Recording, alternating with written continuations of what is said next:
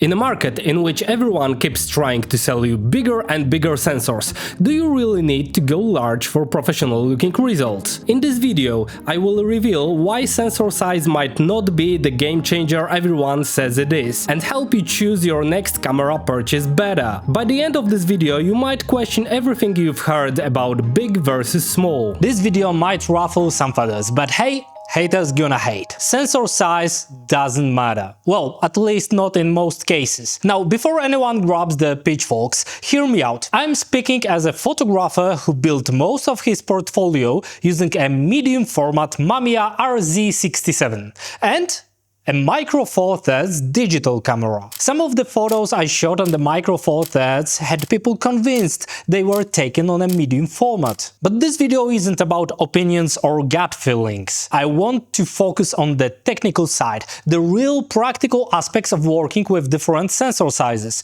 and debunk some of the myths that keep floating around. First off, let me clear some things. There's not such thing as a medium format look. If you pair two lenses with equivalent fields of view, depth of field and similar optical quality, you will get virtually the same results. And from my experience, this holds true almost every time. The Hasselblad lenses are going to be sharper, but let's be real, they are also way more expensive. That's where size does matter. You could also argue that vintage medium format lenses have a distinct, unique look, and you would be right. That's a lens thing, not a sensor thing. For this video, we are focusing strictly on sensor size, not lens differences. So let's narrow it down to something more relatable. Full frame versus Micro Four Thirds. Modern high-quality lenses for both systems are insanely good nowadays. Most of them can resolve well beyond 100 megapixels, so sharpness really isn't an issue here. We can approach practical comparisons in two ways. First, we can use lenses with corresponding fields of view, like a 25mm lens on a Micro Four Thirds camera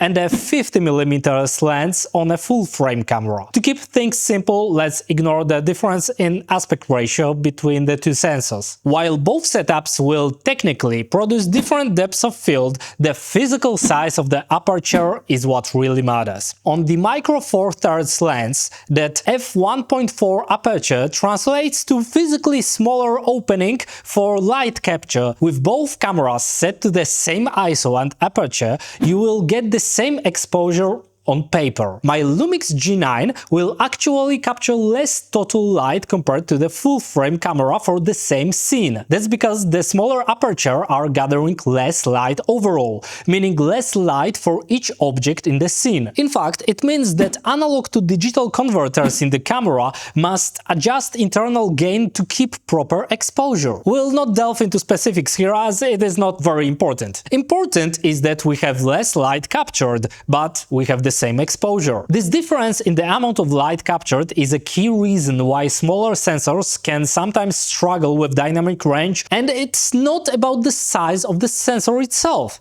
It's about the total light captured. If both sensors receive the same amount of light per object, the results would be identical. People often mistakenly believe that higher resolution sensors have worse dynamic range than lower resolution ones. That's just not true. It's been debunked countless times. In fact, higher pixel density can sometimes improve denoising efficiency, which actually leads to better dynamic range. The technology behind sensors is largely the same, whether we are talking about the tiny sensors in smartphones or the massive ones in medium format cameras. In fact, the sensitivity of the light capturing layers per square millimeter hasn't changed much over the last decade, despite what flashy marketing might suggest. Many medium format cameras today are still using sensor technology that's nearly a decade old, something I covered in another video. Of course, there are a few different types of sensor structures like BSI and stack sensors, but those technologies can be applied to full-frame sensors and Micro Four Thirds sensors alike. So, what really matters? Not resolution, not pixel size. What truly matters is the amount of light captured. Try to think of it this way. If the resolution is the same and the total amount of light is the same, the larger pixels on a bigger sensor might be spread out, but the smaller pixels on a smaller sensor will have light more concentrated in each area. This means the signal for each pixel can actually be stronger on smaller sensor. That, in realm of signal processing, offsets the lower theoretical operational characteristics of a smaller pixel. Larger elements usually are better just because they can catch more light. So, I've already said that sensor size doesn't matter as long as we have a similar amount of light, but earlier in our example, with the same exposure, I mentioned that my Lumix G9 captures less light compared to a full-frame camera. And this example is exactly where the misunderstanding begins when comparing different systems. It's super common for people to adjust focal lengths when comparing sensor formats, but when it comes to aperture sizes, they often leave them unchanged. They just accept the fact that smaller sensors will have a different depth of field and just move on. But that's not how professional photographers approach it. Aperture is the key parameter here, and this is where smaller sensor systems face the first big challenge. There just aren't many options. For instance, to match the same depth of field on a full-frame system, you would need a lens with an aperture of f/0.7 on my Lumix, but lenses like that don't exist. At least not with the same optical quality as full-frame lenses. And if we flip the comparison, you would need a lens on full frame with an aperture of f2.8 to match the bokeh level of an f1.4 lens on a micro four thirds system. But here's where things get interesting.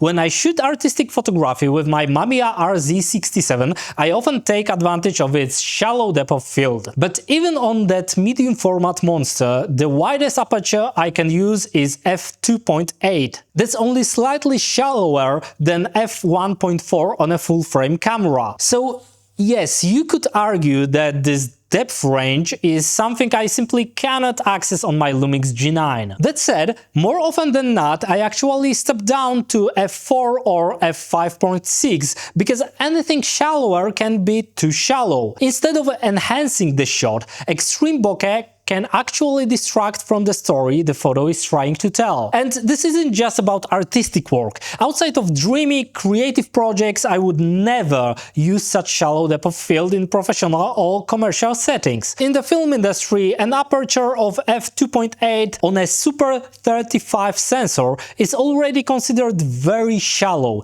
often just the starting point of a practical range. For full-frame systems, apertures like f8 are far more commonly used than you might think. The reality is you often want to close your aperture, not open it. And when you do, you have to compensate with shutter speed or ISO. That's when things can get tricky. Imagine you are shooting at ISO 800, cannot lower your shutter speed, say during filming, and realize you need to close your aperture by 2 stops to properly render the scene. Suddenly you are in a tough spot, and that's where sensor size starts to matter in unexpected ways. Now here's where micro four thirds come in. With the same aperture, I get the depth of field I need. In a sense, if you want to match the depth of field across both systems, you will have to adjust the aperture on micro four thirds, gaining 2 EVs of exposure. This means you can actually lower your ISO on the micro four thirds camera,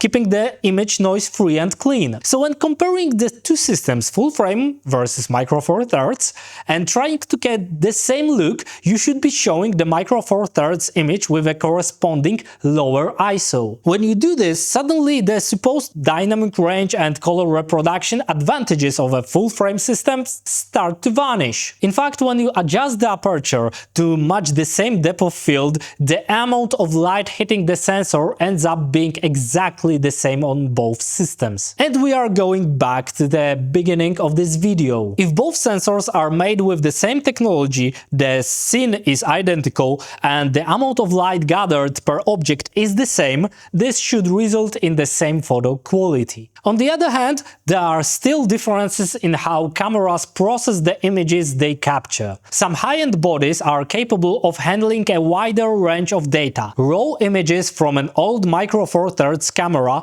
fall short compared to 14-bit RAWs from a camera like Fujifilm GFX, even though they might have the same sensor technology inside. But unless you are a commercial food photographer or working in fields where you need ultra-fine color and image resolution, the jump to such high-end gear just doesn't offer much practical benefit for most people. Of course, this all falls apart if you absolutely need that bokeh and shallow depth of field. On the flip side, Micro Four Thirds has its own advantages. For example, it's loved by landscape photographers because the depth of field extends so much farther into the everything in focus territory. This means you can achieve incredible sharpness from foreground to background without worrying about losing detail in the distance. If the bokeh issue is enough to make you dismiss small sensors, then there are still plenty of other practical aspects to consider. Not all of them will matter to you probably, but let's quickly run through a few. First off, smaller sensors need smaller lenses, and that makes them much cheaper. They are also more compact, so packing a full set of primes for travel becomes a lot easier. And if you are into zooms, you can get a 28 to 300mm equivalent lens that's smaller than a fast prime on a full frame. And it comes at a fraction of the cost. Smaller sensor sizes allow manufacturers to build more effective in-body stabilization. For example, the IBIS in Lumix cameras is the best in the class by a huge margin. At the same time, the Micro Four Thirds market is pretty small, and the decisions made by the two leading manufacturers aren't always the most competitive compared to other options. That being said, the aps-c market doesn't have these limitations, and frankly, it's a great middle ground for anyone looking for a balance between image quality and practical features. Of course, I am not trying to convince you to buy a Micro Four Thirds camera. What I want you to understand is that full frame doesn't automatically mean better in most situations. In reality, sensor size is often the least important factor holding you back in photography and videography. Don't just follow the trend because every YouTuber says you should. Moving into a professional-grade aps-c system allows you to save a lot of money, which you can put toward things that actually make a difference: lighting gear, workshops, or even pre-production for your sessions. And if you are working mostly professionally, remember this: buy only the gear that will pay for itself. Rent the rest. Oh, and if you can, buy used gear. The best photographs in the industry were captured with cameras like the Canon 5D Mark II. With that, I will leave you to think it over. So, what's your take on this issue?